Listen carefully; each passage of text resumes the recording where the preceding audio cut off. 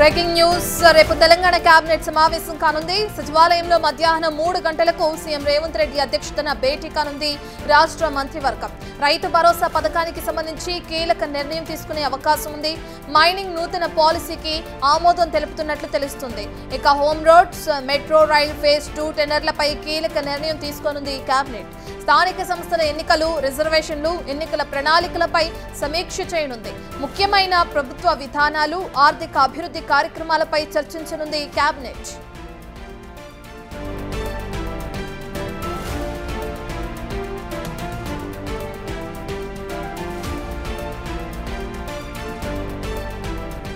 Right, ఇక రేపు Telangana cabinet సమావేశం కానుంది. సచివాలయంలో మధ్యాహ్నం 3 గంటలకు సీఎం రేవంత్ రెడ్డి అధ్యక్షతన భేటీ కానుంది రాష్ట్ర మంత్రివర్గం. రైతు భరోసా పథకానికి సంబంధించి కీలక నిర్ణయం తీసుకునే అవకాశం ఉంది. మైనింగ్ నూతన పాలసీకి ఆమోదం తెలుపనున్నట్లు తెలుస్తుంది.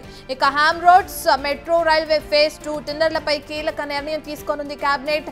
స్థానిక సంస్థల ఎన్నికలు, రిజర్వేషన్లు, ఎన్నికల ప్రణాళికలపై సమీక్ష చేయనుంది. ముఖ్యమైన ప్రభుత్వ విధానాలు, ఆర్థిక అభివృద్ధి కార్యక్రమాలపై చర్చించనుంది కేబినెట్.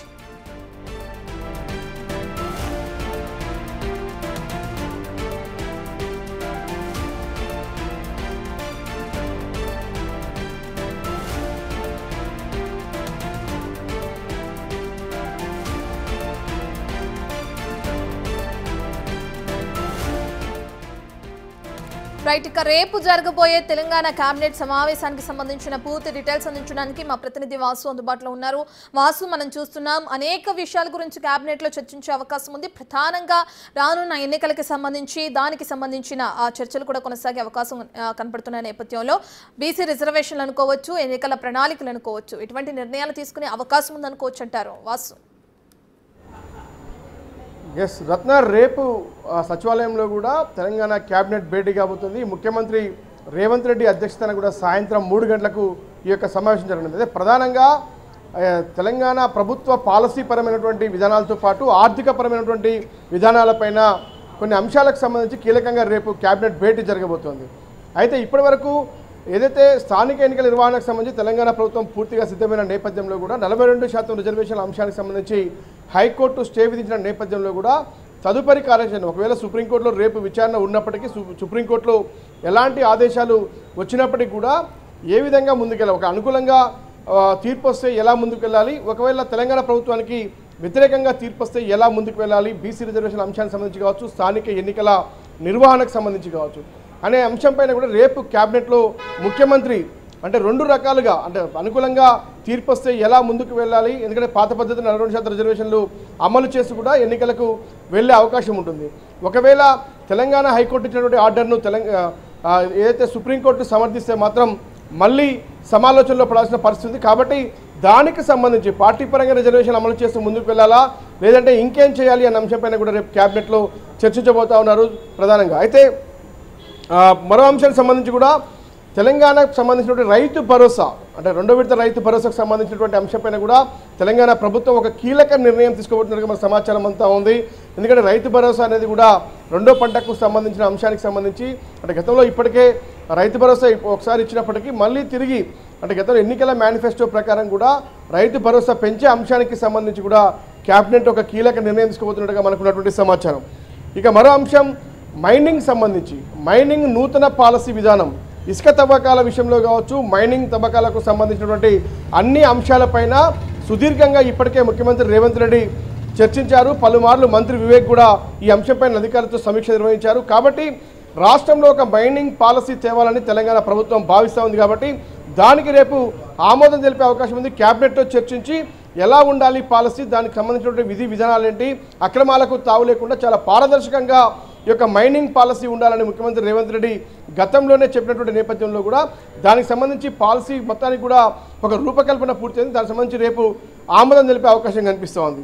ఇక మరో అంశం, తెలంగాణలో చాలా కాలంగా పెండింగ్లో ఉన్నటువంటి రోడ్స్ నిర్మాణానికి సంబంధించి కూడా రోడ్ల పొడిగింపు కావచ్చు, రోడ్ల వెడల్పుకు సంబంధించి కావచ్చు, కొత్త రోడ్ల నిర్మాణానికి సంబంధించి కూడా హ్యామ్ రోడ్స్ పద్ధతిలో కూడా రోడ్డు నిర్మించాలని కూడా ఆర్ఎన్బి శాఖ భావిస్తున్న నేపథ్యంలో కూడా ఆర్ఎన్బికి పరిధిలో ఉన్నటువంటి ఆసుపత్రుల నిర్మాణం కావచ్చు, రోడ్ల ఎక్స్టెన్షన్ కావచ్చు, వీటన్నిటికి సంబంధించి కూడా నిధుల కొరతకు సంబంధించి కావచ్చు, ఇతర అనుమతులకు సంబంధించిన వ్యవహారం పైన ఇప్పటికే హ్యామ్ రోడ్ల నిర్మాణానికి సంబంధించి కూడా కేంద్ర అనుమతులు లభించిన నేపథ్యంలో ఎలా కాంట్రాక్టర్లకు సంబంధించి ఎలా ఇవ్వాలి, ఎలా పిలవాలి, అందులో ప్రభుత్వ వాటా ఎంత, కేంద్ర ప్రభుత్వ వాటా ఎంత, బ్యాంకర్ల వాటా ఎంత అన్న అంశానికి సంబంధించి కూడా కాంట్రాక్టర్లతో పిలిచి మాట్లాడి టెండర్లు పిలిచే అంశానికి సంబంధించి కూడా క్యాబినెట్ నిర్ణయం తీసుకోబోతుంది.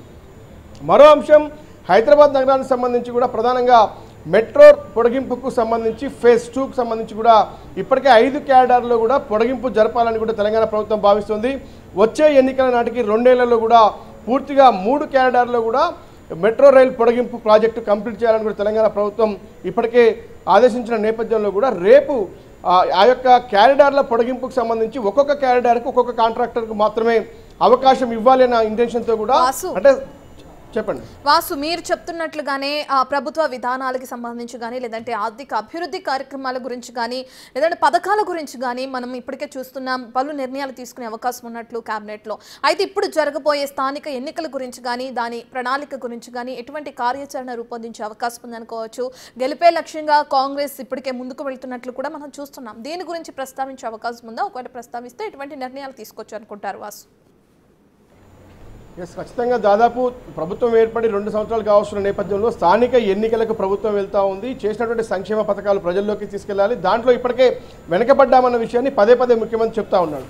కాబట్టి స్థానిక ఎన్నికలు దగ్గర పడతా ఉన్నాయి. స్థానిక ఎన్నికలకి గతంలోనే షెడ్యూల్ రిలీజ్ అయింది. సుప్రీంకోర్టులో కేసు కొనసాగుతుంది. ఎట్టి పరిస్థితుల్లో ఇంకా కొద్ది రోజులకైనా నెల లేదా 2 నెలల్లో కూడా స్థానిక ఎన్నికలకు వెళ్లాల్సినటువంటి పరిస్థితి కనిపిస్తూ ఉంది. కాబట్టి అంతకు ముందే ఒక కీలకంగా కూడా స్థానిక ఎన్నికల విషయంలో కూడా బీసీ రిజర్వేషన్ అంశాన్ని ముందుండి కూడా ప్రభుత్వం పూర్తి చేసిన నేపథ్యంలో కూడా అది హైకోర్టులో అడ్డంకిగా మారింది. సుప్రీంకోర్టులో విచారణ కొనసాగుతుంది. కాబట్టి తదుపరి కార్యాచరణ ఏంటి, స్థానిక ఎన్నికల నిర్వహణకు సంబంధించి బీసీ రిజర్వేషన్లు కల్పిస్తూనే మరోపక్క అన్ని సంస్థాగత ఎన్నికలకు సంబంధించి కూడా మొత్తం గెలవాలి అన్న అంశానికి సంబంధించి కూడా కీలక ఒక నిర్ణయం అయితే ప్రభుత్వం తీసుకుంది. పార్టీ కూడా అదే అంశాన్ని ఆలోచిస్తుంది. కాబట్టి మరొకసారి మంత్రులు, ఆయా జిల్లా మంత్రులతో పాటు జిల్లా ఇన్ఛార్జి మంత్రులు కూడా ప్రభుత్వం చేస్తున్నటువంటి పథకాలు, ఇందిరమ్మ ఇండ్లు కావచ్చు, ఇప్పటికే ఫ్రీ బస్ విధానం కావచ్చు, అనేక రకాలుగా ప్రభుత్వం తీసుకొచ్చిన సంక్షేమ పథకాలకు సంబంధించి రైతు భరోసా, రైతు రుణమాఫీ అంశాలన్నింటినీ కూడా ప్రజల్లోకి సమర్థవంతంగా కాంగ్రెస్ పార్టీ ప్రభుత్వం తీసుకెళ్లలేకపోతుందన్న విషయాన్ని కూడా పదే పదే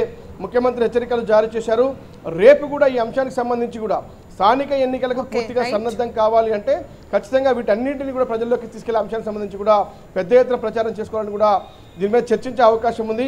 అంటే ప్రధాన అజెండాగా కూడా ప్రభుత్వం అమలు చేస్తున్న సంక్షేమ పథకాలకు సంబంధించి హాస్టల్స్ కావచ్చు, సంక్షేమ పథకాలు కావచ్చు, మహిళలకు సంబంధించి కావచ్చు, అన్ని విషయాలపైన ఇందిరమ్మ ఇండ్లు కావచ్చు, హ్యామ్ రోడ్స్ కావచ్చు, హైదరాబాద్లో జరిగేటువంటి ఫ్యూచర్ సిటీ, మూసీ ప్రక్షాళనకు సంబంధించిన అన్ని అంశాలపైన కూడా రేపు మరొకసారి వాటి భూసేకరణ అంశాలు కావచ్చు, నిధుల కొరత కావచ్చు, ఇక కాంట్రాక్టర్లకు సంబంధించినటువంటి టెండర్ల పిలుపుకు సంబంధించి అంటే రేపు జరగబోయేటువంటి క్యాబినెట్ భేటీ చాలా కీలకం కాబోతుంది. ఆర్థిక పరమైనటువంటి పాలసీ పరమైనటువంటి విధానాలకు సంబంధించి కొన్ని కీలక అంశాలకు ఆమోదం తెలిపే అవకాశం అయితే కనిపిస్తోంది. Right, thank you Vasu. ఇక మధ్యాహ్నం 3 గంటలకు రేపు సచివాలయంలో తెలంగాణ కేబినెట్ సమావేశమయ్యే అవకాశం కనిపిస్తుంది. ఇందులో భాగంగా ప్రభుత్వ విధానాలు లేదంటే ఆర్థిక అభివృద్ధి కార్యక్రమాలు వీటన్నిటి గురించి చర్చించే అవకాశం ఉంది. ఇక దీంతో పాటు స్థానిక సంస్థలు ఎన్నికల్లో కూడా ఏ విధంగా ప్రణాళిక రూపొందించాలి, ఏ విధంగా ముందుకు వెళ్లాలనే అంశంపై కూడా చర్చించే అవకాశం కనిపిస్తుంది కేబినెట్లో.